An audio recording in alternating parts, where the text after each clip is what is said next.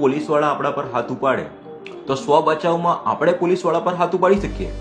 આવા ઘણા લોકોના મનમાં સવાલ હોય છે, પણ તમારે એક વાત સમજવાની છે કે આપણા ભારત દેશમાં પોલીસવાળા પાસે અમર્યાદિત સત્તાઓ છે. હવે તમારે અહીંયા સમજવાનું છે કાયદો.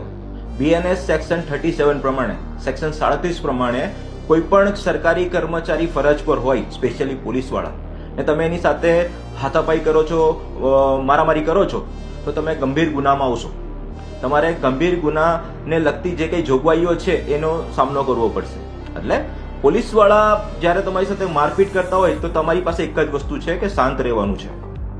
પોલીસવાળા તમને કસ્ટડીમાં લઈને તમારા પર 3rd ડિગ્રી પણ અજમાવશે, તમને એવી પણ ધોલ દાપટ કરશે, પણ તમે તમારો બચાવ કરવાના ચક્કરમાં એની સાથે મારપીટ નહીં કરી શકો.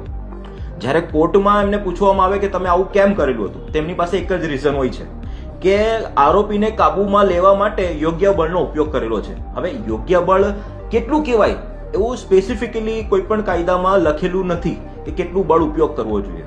એટલે પોલીસવાળા સાથે તમે મારપીટ કરો છો તો જીવનની સૌથી મોટામાં મોટી ભૂલ કરો છો. ગ્રાઉન્ડ રિયાલિટી આ જ છે. કાયદામાં ભલે ઘણી બધી વસ્તુની જોગવાઈઓ છે, પણ પોલીસવાળા સાથે મારપીટ નહીં કરવી જોઈએ. હવે તમારી સાથે કંઈક આવી બધી ઘટનાઓ બની છે તો પુરાવા ભેગા કરવાના છે. પુરાવા જ રાજા છે. કોર્ટમાં પુરાવા જ રાજા બનીને તમારી હેલ્પ કરશે.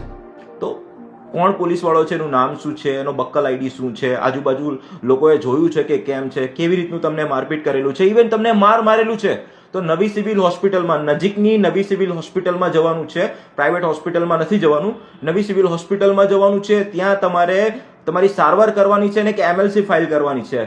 મેડિકલ લીગલ કેસ કહેવાય એને.